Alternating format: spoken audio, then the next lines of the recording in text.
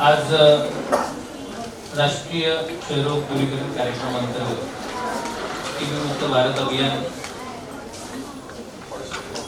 च्या अंतर्गत ठाणे जिल्ह्यामध्ये ज्या ग्रामपंचायती टीबी मुक्त झालेल्या आहेत आणि ज्या सलग 3 वर्षापासून टीबी मुक्त आहेत अशा गोल्ड मेडल, सिल्वर, ब्रॉन्झ या तिन्ही कॅटेगरीमध्ये 431 ग्रामपंचायत आपल्या केंद्र शासनाच्या मार्गदर्शन सूचनेप्रमाणे आहेत. आणि जे आपले 6 निकष असतात त्या तपासणी करून त्याच्या अंतर्गत या ग्रामपंचायती टीबी मुक्त भारतकडे आपल्या महाराष्ट्राची देशाची वाटचाल त्याच्यामध्ये त्यांचा कॉन्ट्रीब्युशन आहे.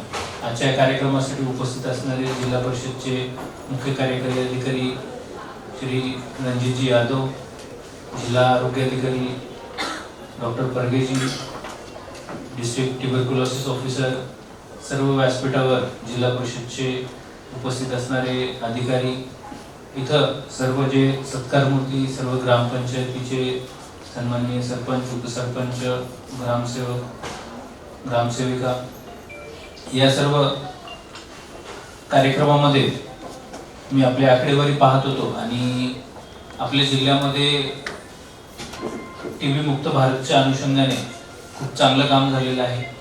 आपल्याकडच्या ज्या ग्रामपंचायती आहेत तर त्या लोकसंख्येच्या मानाने जास्ती आहे. बऱ्याचशा ग्रामपंचायतीची लोकसंख्या जास्ती आहे आणि फ्लोटिंग पॉप्युलेशन बरंच असतं. बाहेरचं येणारं किंवा व्यवसायाच्या दृष्टीनं किंवा कामाच्या दृष्टीनं येणारी, काही नोकरीच्या दृष्टीनं हाऊसिंग असेल, घरं असतील ती झालेली आहे, ती पॉप्युलेशन असते. बराचसा शहरी भागातला जो लोकसंख्या असते, जनसमुदाय असतो, तो तुमच्यामध्ये मिसळला जातो आणि याच्यामध्ये संसर्गजन्य आजार होण्याची शक्यता जास्त असते. त्या अनुषंगानं सर्वच संसर्गजन्य आजार जे आहेत त्यांचं प्रमाण हे मुंबई महापालिका, मुंबई महानगर या पूर्ण MMR रिजनमध्ये जास्त असण्याची शक्यता नॅचरली जास्त आहे. कारण आपण डेन्सली पॉप्युलेटेड आहोत. इथली जर डेन्सिटी बघितली आणि जर आपण दुसऱ्या जिल्ह्यांची लोकसंख्येची घनता बघितली तर बराच फरक त्याच्यामध्ये असतो आणि त्या पॉप्युलेशन डेन्सिटीमुळे सगळे आजार होणे साहजिक आहे. तरी देखील या टीबी मुक्त भारतमध्ये ग्रामपंचायतीचं खूप चांगलं काम आपल्या जिल्ह्यामध्ये झालेलं आहे. त्याच पद्धतीनं बदलापूर नगरपालिकेच्या बाबतीमध्ये सुद्धा श्री गोयलजी यांनी सांगितल्याप्रमाणे नगरपालिकांमध्ये देखील, नगरपंचायतमध्ये देखील काम चालू आहे. आणि जे संसर्गजन्य आजार बघितले तर महापालिका क्षेत्रापेक्षा ग्रामीण भागामध्ये आपल्या जिल्ह्यामध्ये काम चांगलं झालेलं आहे. याचं मला म्हणजे जिल्हा परिषदचं या गोष्टीसाठी अभिनंदनही करावं वाटतं. कारण आपले दुसरे सुद्धा जे प्रोग्राम आहेत, आयुष्मान भारत असेल किंवा इतर जे नॉन कम्युनिकेबल डिसीजेस, संसर्गजन्य आजार याच्यासाठी जे NHM मध्ये जे कार्यक्रम आहेत तर त्यामध्ये जिल्हा परिषदचं काम चांगलं आहे. आयुष्मान भारतमध्ये देखील साधारणतः 78% पेक्षा जास्त आपल्या लोकसंख्या आहे त्याचे कार्ड, आयुष्मान कार्ड हे बनवलेले आहेत. त्याच पद्धतीने आपला दवाखाना असेल, हेल्थ अँड वेलनेस सेंटर असेल, त्यामध्येही काम झालेलं आहे. आणि या अनुषंगाने मला वाटतं की एक चांगला सार्वजनिक आरोग्याच्या दृष्टीने जे आवश्यक बाबी आहेत त्याचा एक चांगला पाया इथे रोवला जातोय आणि त्याच्यामध्ये तुमच्या सगळ्यांचं सहकार्य, तुमच्या सगळ्यांचं कॉन्ट्रीब्युशन याच्यामध्ये आवश्यक आहे. टीबी आजार जर बघितला आपण तर इतक्या सहजपणे कोणालाही होऊ शकतो तो. अगदी आपण इथे बसलेलो आहोत, जर इथे बसल्यापैकी जर कोणाला टीबी असेल तर तो 2-4 जणांना इथे सुद्धा होऊ शकतो. लोकांना रोजचे लोक प्रवास करतात, आपण ठरलेली वेळ असते त्या वेळेला साधारणतः जाणं येणं करतो आणि त्या अनुषंगाने आपल्या आजूबाजूला जी लोक बसली असतील त्यांच्या माध्यमातून आपल्याला टीबी होऊ शकतो. आणि त्याचा आजाराचा जर परिणाम बघितले तर पूर्ण शरीरावर त्याचा परिणाम होतो. त्याच्या गोळ्या देखील ज्या आहेत त्या देखील 6 महिने कोर्स घ्यावा लागतो आणि त्याचे साईड इफेक्ट सुद्धा असतात. लिव्हरवरती थोडा परिणाम होतो. आता त्यामध्ये सुधारणा खूप चांगल्या झालेल्या आहेत डोसेसच्या बाबतीमध्ये, त्याच्या कोर्सच्या बाबतीमध्ये. आणि त्या अनुषंगाने जर बघितलं तर म्हणजे इव्हन ॲडोलसंट किंवा म्हणजे आपण ज्या 20 ते 15 ते 20-25 वर्ष वयोगटापर्यंत मुलींना जर तो TB झाला तर प्रेग्नन्सीवर देखील फरक पडतो. फॉलोपियन ट्यूब्स आपण ज्या असतात त्या ब्लॉक होतात किंवा इतर शरीरावर त्याचा परिणाम पडतो आणि प्रेग्नन्सी होण्यासाठी बरीचशी अडचण त्याच्यामध्ये येते. तर त्यामुळं प्रत्येकाला TB जो काही आजार होतो तर काही ना काही त्याचा रेसिड्युअल इफेक्ट बॉडीवर राहतो. लंग्स असतील, थोडंसं त्याचं लंग्सचं पुन्हा धाप लागणे असेल हा भाग होतो. त्यानंतर स्पाईनला सुद्धा काही जणांना त्रास होतो. तर अशा पद्धतीनं त्याचा लॉंग टर्म बॉडीवर थोडासा इफेक्ट राहतो आणि ट्रीटमेंट आहे ती देखील घेणं जे असतं तर ती घेणं आवश्यक असतं. ती ट्रीटमेंट व्यवस्थित नाही घेतली तर मल्टी ड्रग रेजिस्टंट TB होतो. त्याची परत ट्रीटमेंट आणखीन वाढते आणि तोच आजार लवकर पसरू शकतो. तर याच्यासाठी लवकर निदान होणं गरजेचं आहे आणि त्यामध्ये तुमचा रोल खूप महत्त्वाचा असतो. आपण एकही रुग्ण जर असा त्याच्याबद्दल दुर्लक्ष केलं तर तो आपल्याच समाजामध्ये आपल्याच मित्रांना, आपल्या फॅमिलीला, स्वतःला हा देखील आजार होऊ शकतो आज न उद्या.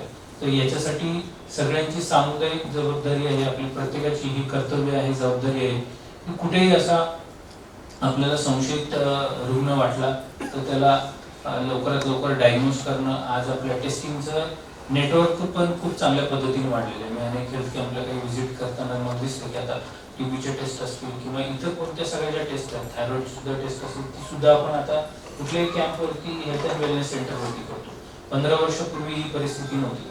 माझं स्वतःचं MBBS झालेलं आहे इथे मुंबईमधूनच आणि बरेचसे लेट डायग्नोसिसमुळे जे कॉम्प्लिकेशन्स होतात तर त्याचे शरीरावर खूप जास्त दुष्परिणाम होतात. त्यामुळं अर्ली डायग्नोसिस, अर्ली डिटेक्शन हे खूप महत्त्वाचं आहे आणि जेवढ्या ग्रामपंचायती आपल्या सजग, जेवढ्या जागरूक राहतील तितक्या चांगल्या पद्धतीने याचं सगळं निदान होऊ शकतं. आशा असतील, अंगणवाडी सेविका असतील, यांच्या माध्यमातून गावोगावापर्यंत आरोग्याचं योग्य एज्युकेशन आता गेलेलं आहे. वॅक्सिनेशनचं पर्सेंटेज बघितलं किंवा आपले इतर सगळ्या गोष्टी बघितल्या तर त्यामध्ये त्या महत्त्वाचा रोल त्याच्यामध्ये प्ले करतात. कोविडमध्ये आपण जर सगळ्यात महत्त्वाचा जर रोल प्ले केला असेल तो आशा ताई यांनी प्ले केलेला आहे. किती आरोग्य यंत्रणा आपण उभारली, परंतु ते योग्य उपचार देण्यासाठी लोकांना कन्व्हिन्स करणं, वॅक्सिन देण्यासाठी कन्व्हिन्स करणं, तर ह्या गोष्टी खूप महत्त्वाच्या असतात. या लॉंग टर्मसाठी एक आपले हेल्थ इश्यूज आहेत ते डील करण्यासाठी आवश्यक असतात आणि या अनुषंगानं प्रत्येक ग्रामपंचायतनी जो आज काम केलेलं आहे तर त्याचं जेवढं करावं तेवढं अभिनंदन कमी आहे. कारण हा गोष्ट अशी आहे की केल्यानंतर आता पुरस्कार आणि रिकॉग्निशन आता चालू झालेलं आहे.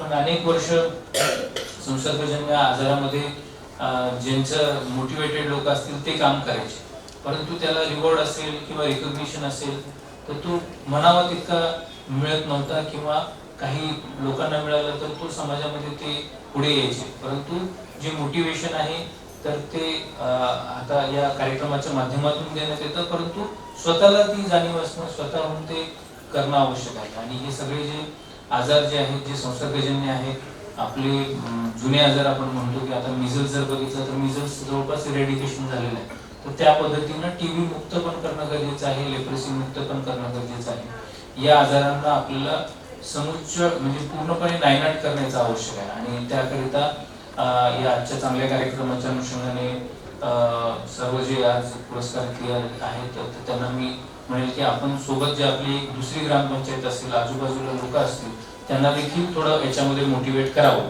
आजच्या कार्यक्रमाच्या अनुषंगाने काही जणांनी नक्कीच काम केलं असणार आहे, बऱ्याच जणांनी मॅक्झिमम आज जे आहे ते तुम्ही चांगली कामं केली असतील, परंतु काही जणांना याच्याबद्दल कमी माहीत असेल. अशी शक्यता नाकारता येत नाही की ठीक आहे मागे एवढ्या वर्षापासून चालू आहे गावामध्ये काम वगैरे, आणि परंतु कॉन्ट्रीब्युशन जे आहे तर ते जेवढं लोकांचं तिथल्या यंत्रणेचं पाहिजे तितकं जर नसेल तर त्यांना मोटिवेट करावं.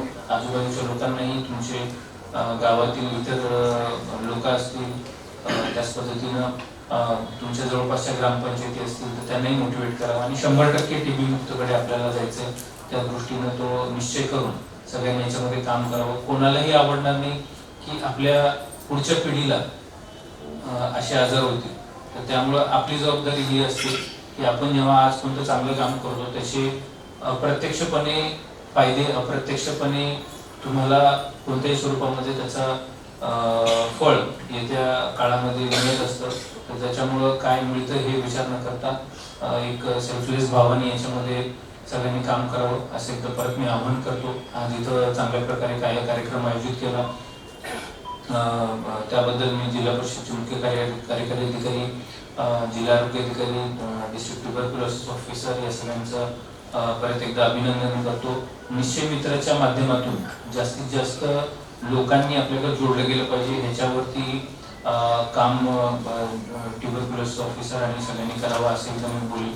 कारण मी यापूर्वी जालना जिल्ह्यामध्ये जिल्हाधिकारी होतो आणि तिथे इंडस्ट्रीजची संख्या पण तिथे चांगली आहे, पण 100 चांगली आहे. तर तिथे आम्ही आवाहन केल्यानंतर 100% टीबी रुग्णांना निश्चय मित्र किटच्या माध्यमातून सर्व किट वर्षभरासाठी पुरवले होते.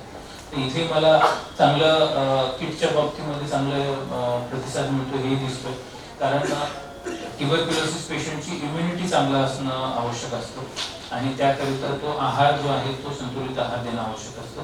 त्या अनुषंगाने त्या किट ज्या आहेत तर त्या जास्तीत जास्त रुग्णांपर्यंत देण्यात याव्या. जे गरजू आहेत त्यांच्यावरती आणखी विशेष फोकस आपल्या जिल्हा प्रशासनाच्या येत्या काळामध्ये राहावा यासाठी मी तशी सगळ्या प्रशासनालाही तशी विनंती करतो. यामध्ये आपल्याला जे काही माझ्याकडून सहकार्य लागेल ते नेहमी असेल. आज चांगला कार्यक्रम आयोजित केला, याची संख्या पुढच्या वर्षी वाढून आणखीन जास्त ग्रामपंचायत वाढावे यासाठी शुभेच्छा देतो. आणि आपण सर्वजण इथे पुरस्कारार्थी जे आहेत तर त्यांना परत एकदा शुभेच्छा देऊन माझे 2 शब्द थांबवतो.